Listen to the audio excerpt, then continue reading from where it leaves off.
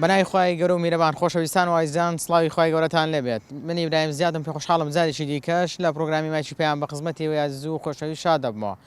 ئەم دیمەنە جوانەی دواوەی من کە دەیبینن ئەمە بەشداربوانی پرۆژەیەکن کەوا بەشداریان کردووە لەسەر کتێبێک بە ناونیشانی چۆن پێغەمبەری خوا صلی الله علیه و سلم بناسن.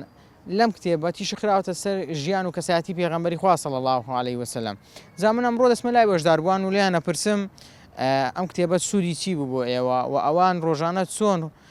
لەگەڵ کتێبەکە تێکەڵ دەبوون، چۆن زانیاریان وەردەگرت و کاتێک کە کتێبەکەیان دەخوێندەوە و تێکەڵ دەبوون لەگەڵی چه هەستێکیان لەلا دروست دەبوو. ئێوە لەگەڵمان نابن، من ئەم پرسیارانە و کۆمەڵی پرسیاریکە لە بەشداربوان دەکەم. فەرموون لەگەڵمان نابن.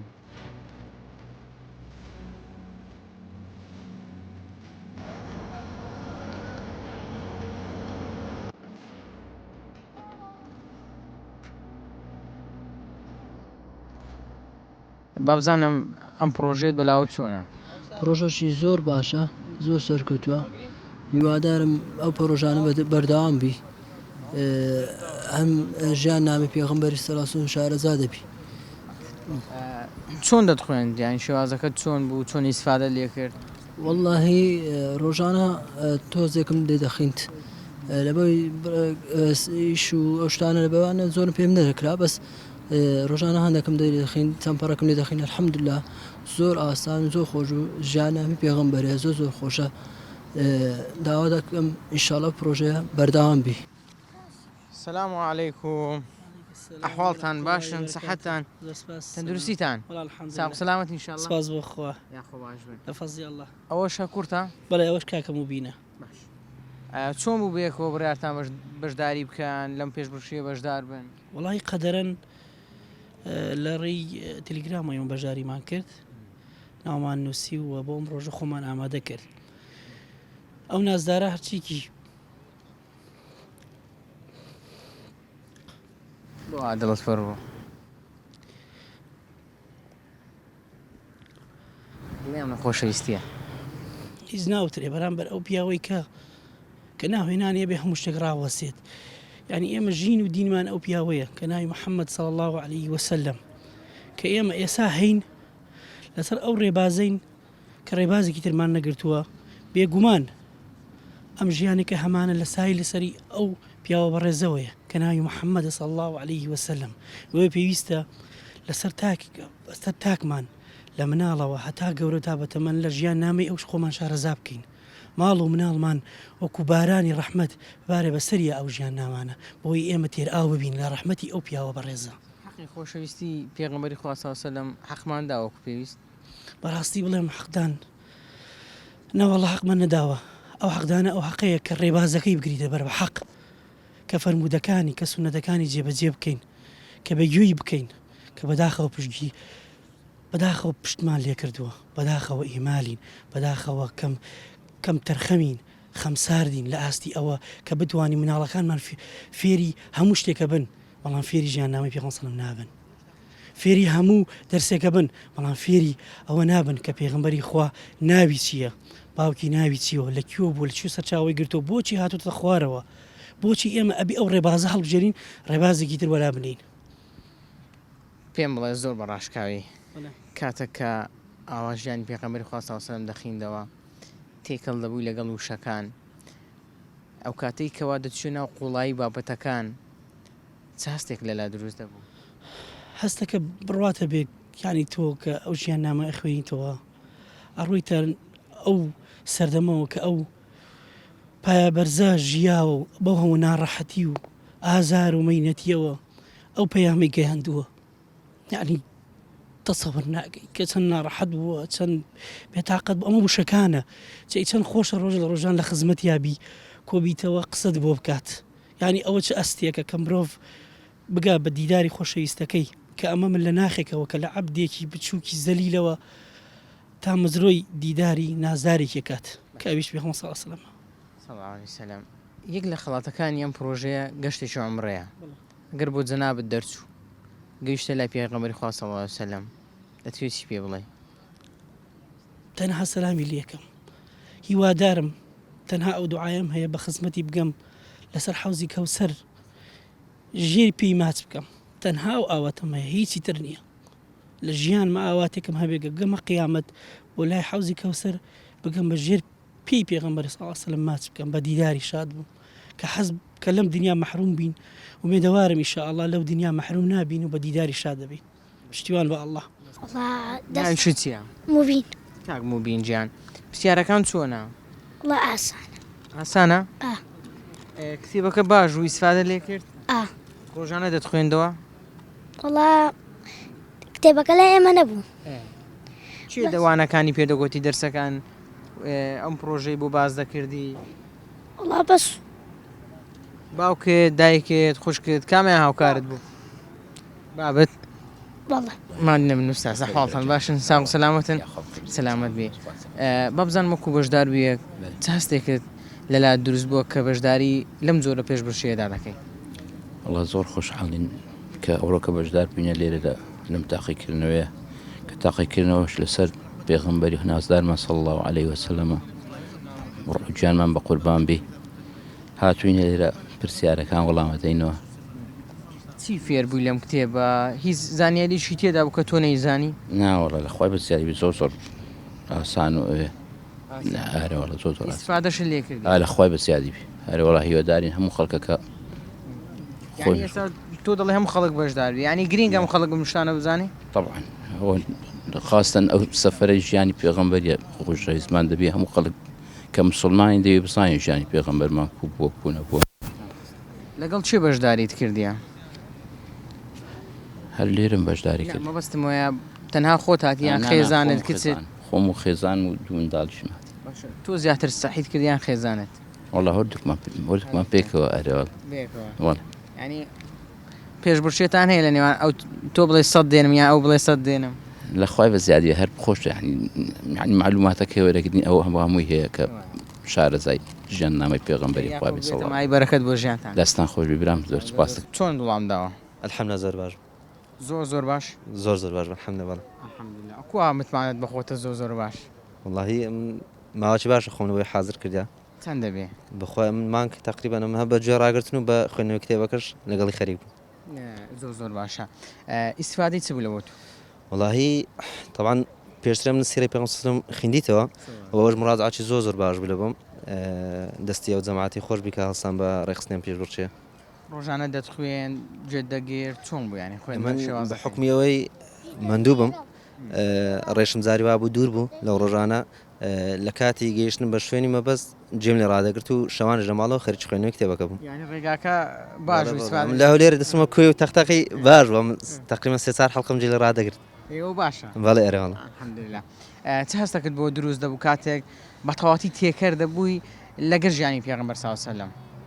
وڵاستەی زۆر تایبەتە تەمانەوەی کەوابیە سیرەی پێغەمبەر بخوێنتەوە و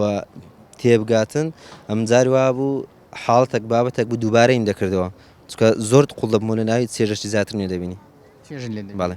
زۆر باش لەگەڵ چێ بەشداریت کردووە وڵا لەگەڵ خێزانم زۆر باش خێزان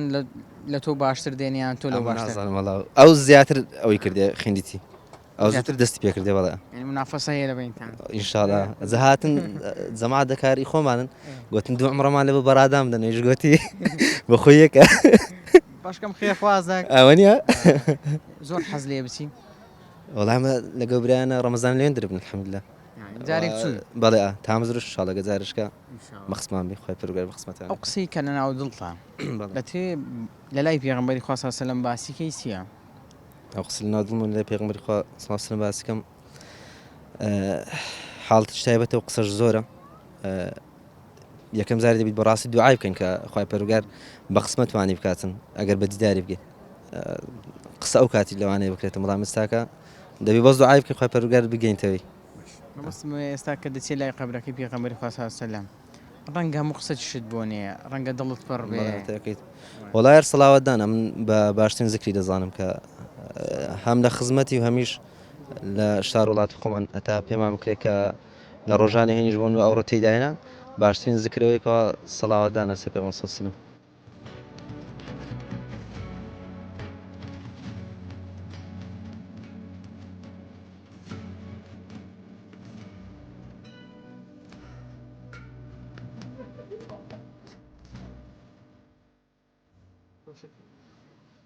السلام عليكم. أحوالتان باشن؟ والله باشین ساغ و سلامتن. والله باشین الحمد لله. ئەم پرۆژەیە ناوی چییە؟ پرۆژەی پێغەمبەر دەربارەی زانیاری دەربارەی ژیانی پێغەمبەر بۆ ئەوەی بزانین زۆر باش. چی ئیسفادەکرد لێ کرد؟ بەڵێ زۆر شتم لێ ئیسفادە کرد بۆ زانیم معلوماتم دەربارەی زیاتر ئاشنای ژیانی پێغەمبەر بووم ئەو سونەتانەی کە ئەنجامی داوە.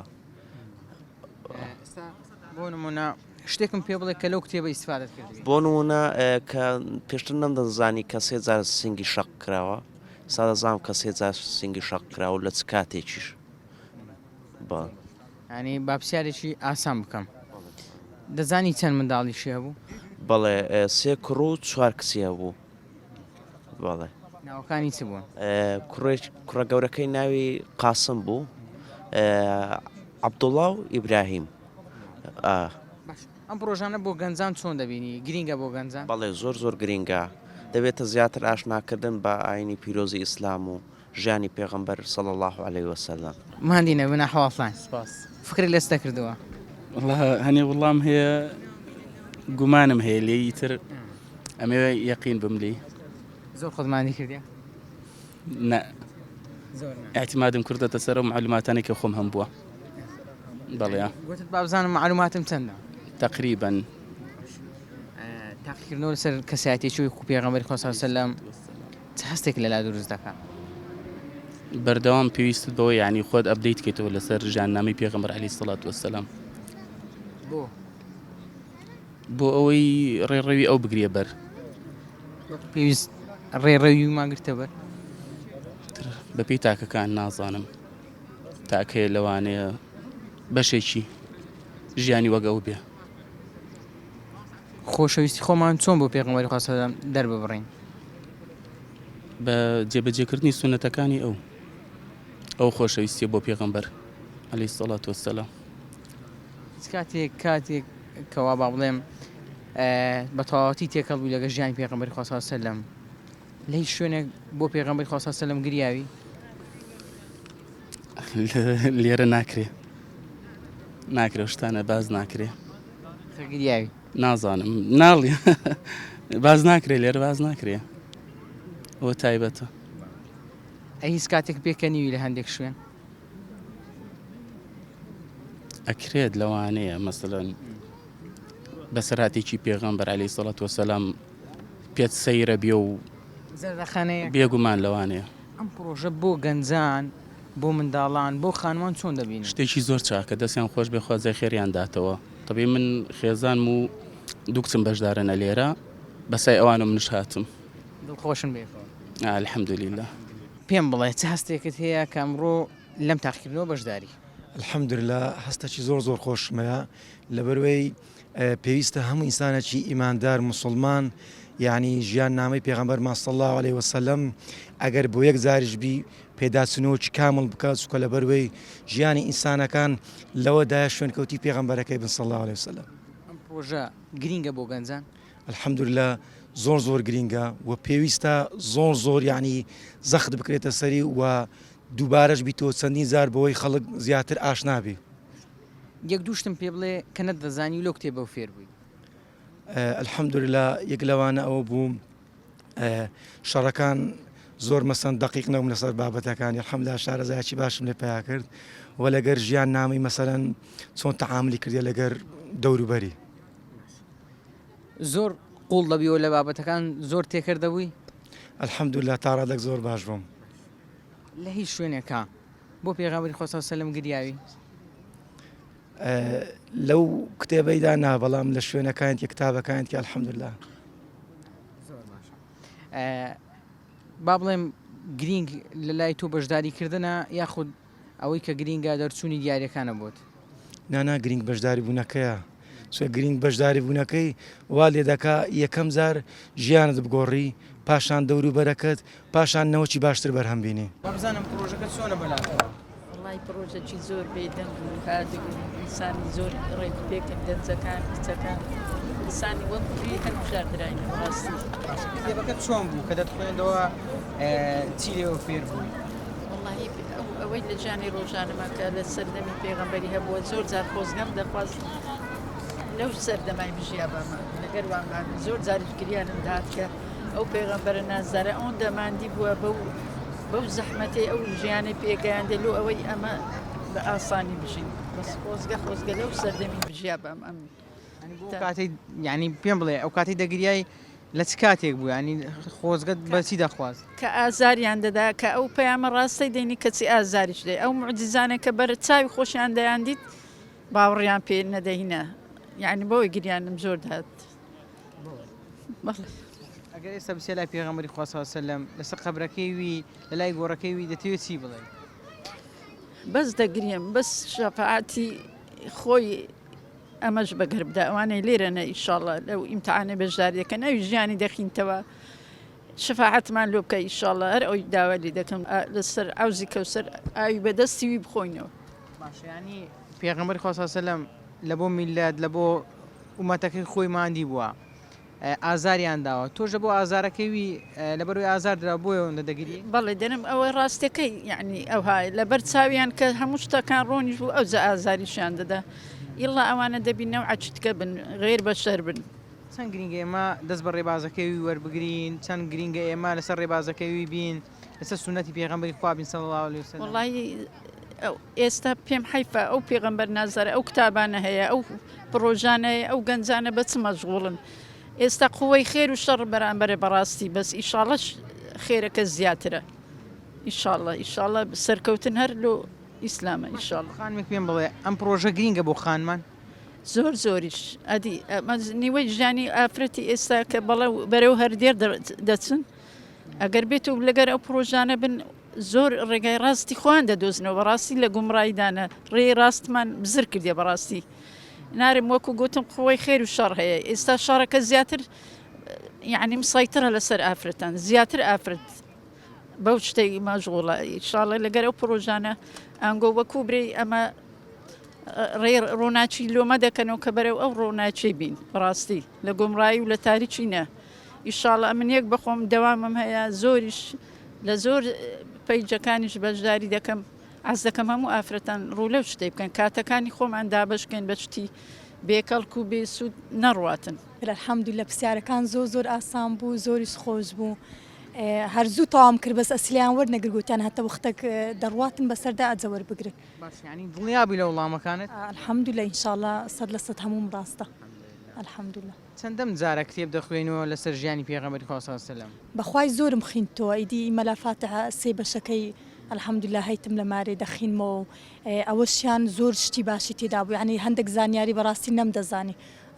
هەمووی لەسەر ئەو کتابەی زۆر باش بوو هەنی زانیم الحەمدولillah چی نەدەزانی بەخوا ئیدی ژیانی سەحابەکان ئەها کە باسی سەحابەکان دەکا کە کو ئەزیەت دراینا ئیدی ئەوانم نەدەزانی ڕۆژانە چەند دەتخوێندەوە بەخوای بە پێی مەجای خۆم ئیدی لە بەرمار و مندار و ئەو شتانە دەرسیت کەشم هەبوو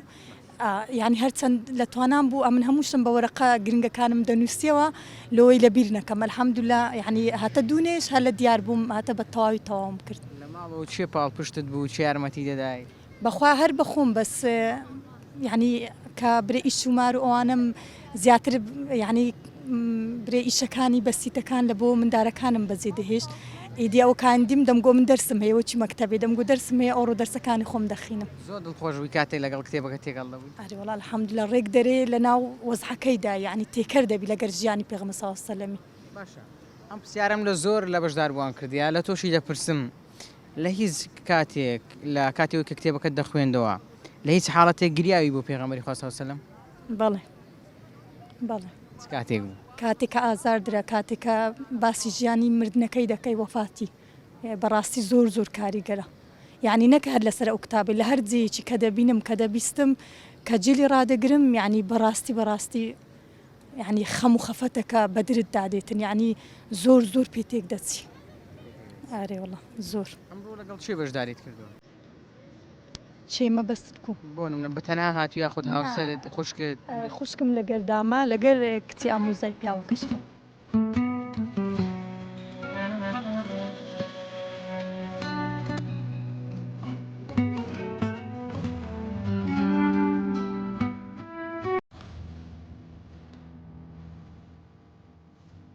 تەندروستیتان ساق و سەلامەتن الحمدلله ئەو کوو بڕیارەدا بەشداری لەو پرۆژەی بکەین والله حەزم کردەوە بە پێ خۆش خۆم بوو لە دوو ئەوەی کەس پرۆژێکەش بەشداریم کردیە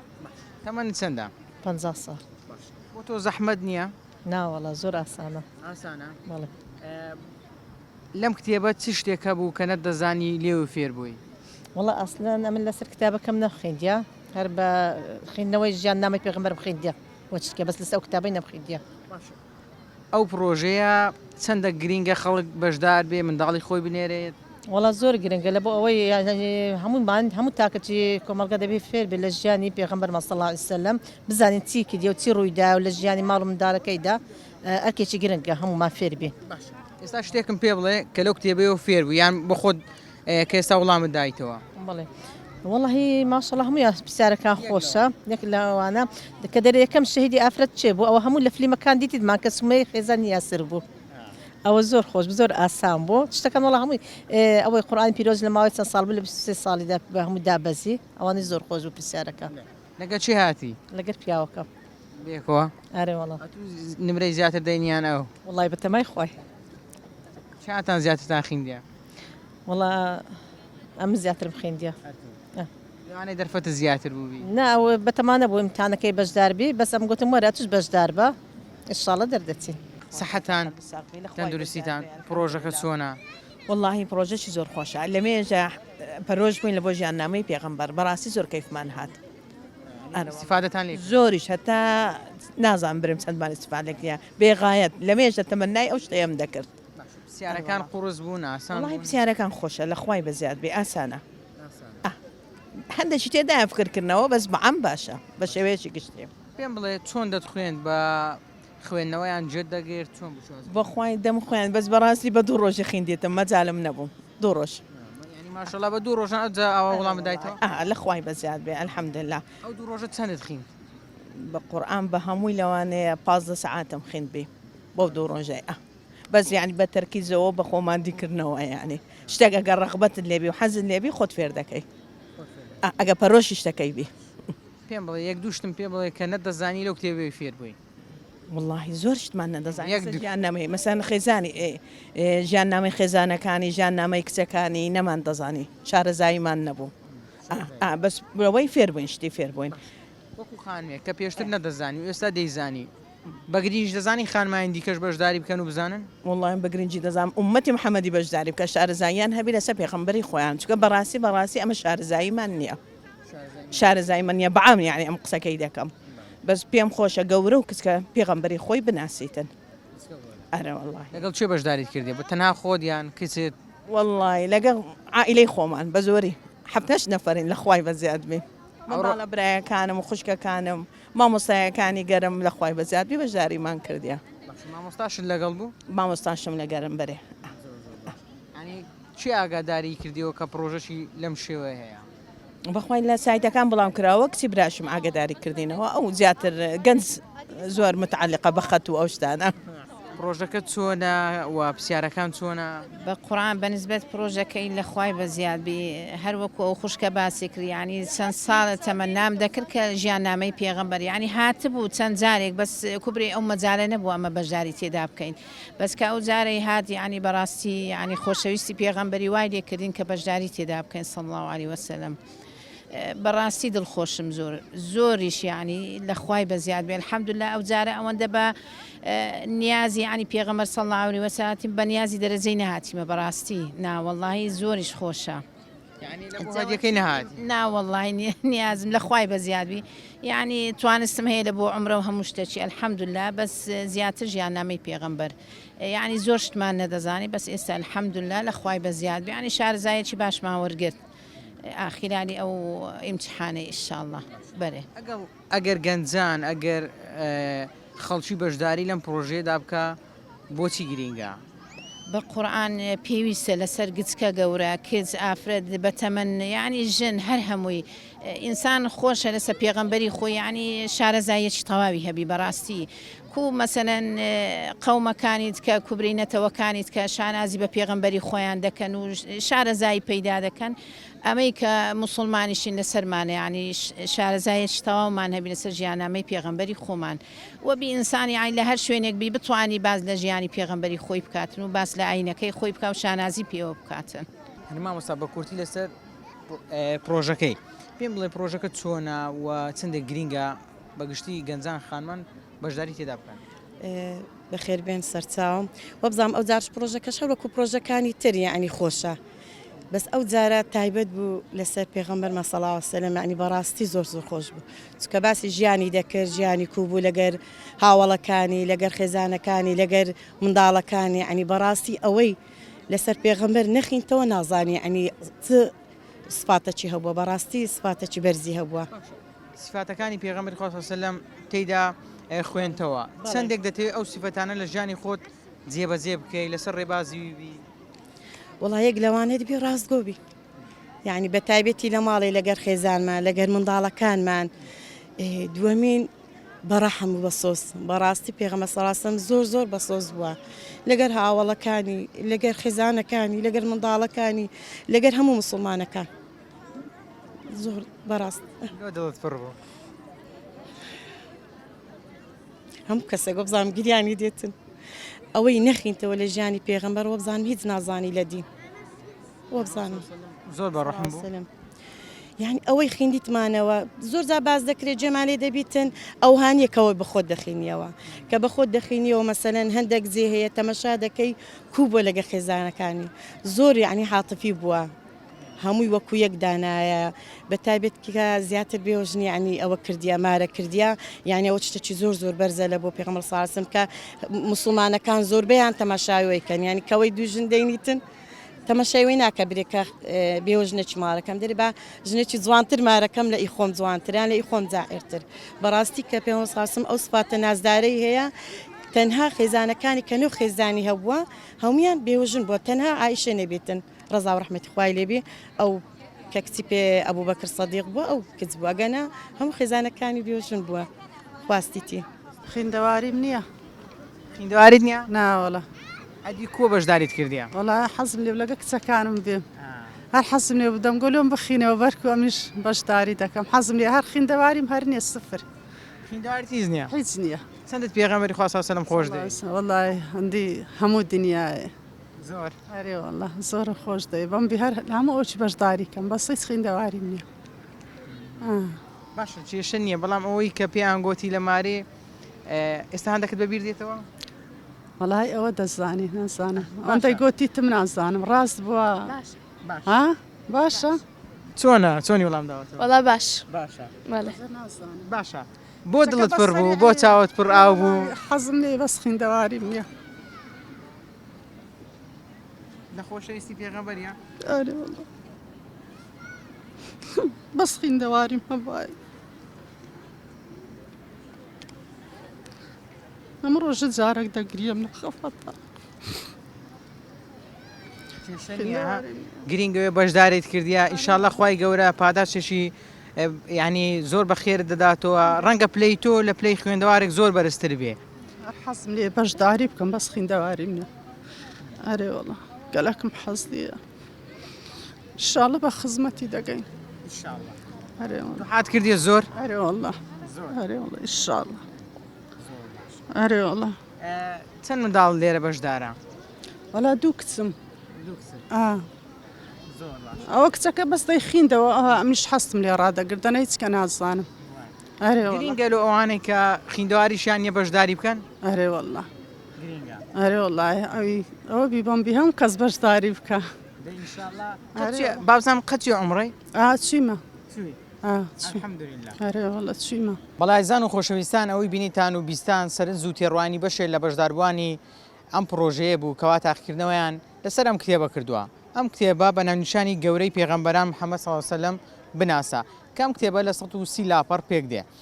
ئەوەی کە زۆر لە لای من سەرنجڕاکێش بوو خەڵکێک بەشداری کردبوو کەوا تەنانەت خوێندەواریشی نەبوو لە خۆشەویستی پێغەمبەری خوا صلی الله علیه و سلم بەشداری لەم پرۆژانە دەکاتن و بەشدار بوو لەم پرۆژەیە و بەشداربووان دەڵێن زۆر گرینگە هەموو کۆمەڵگا بەشداری لەم جۆرە پێشبڕکێیانەدا بکات بۆ ئەوەی زیاتر و زۆرتر شارەزایی ژیانی پێغەمبەری خوا بێ صلی الله عليه وسلم بە شوێن ڕێبازی پێغەمبەری خوا بێ صلی الله عليه وسلم ئەو کاتەی دەزانیتن کەوا چەند گرینگە لەسەر ڕێبازی پێغەمبەری خوا صلی الله عليه وسلم ئەو کاتەی کە باشتر شارەزایبی هەر کەسێک زیاتر شارەزای پێغەمبەری خوا صلی الله عليه وسلم ئینجا تێدەگاتن چەندە گرینگە زۆرتر و زیاتر لەسەر ئەو ڕێبازە بێتن. لە نێو کۆمەلگای کوردی خەڵکانێک ئاوە بەم جۆرە پرۆژانەوە مەشغوڵن. ئالمانیەکانی ئەم وڵاتەش خۆتان دەزانن چ جۆرە پرۆژەیەکی نامۆ دێنن بۆ نێو کۆمەلگای کوردی. دەزانن ڕۆژانە چۆن گەنجان و لاوان بەلا ڕێدا دەبن. بەڵام سواز بۆ خوای گەورە خەڵکانێکان کۆمەلگای کوردی گەنجان خانمان پیاوان ئاشنا دەکەنەوە بە ژیانی پێغەمبەری خوا صلی الله عليه وسلم. تا پرۆگرامێکی دیکەم وتان بەخوای گەورە دەسپێرمە شاد و کامران بن خواتان لەگەڵ.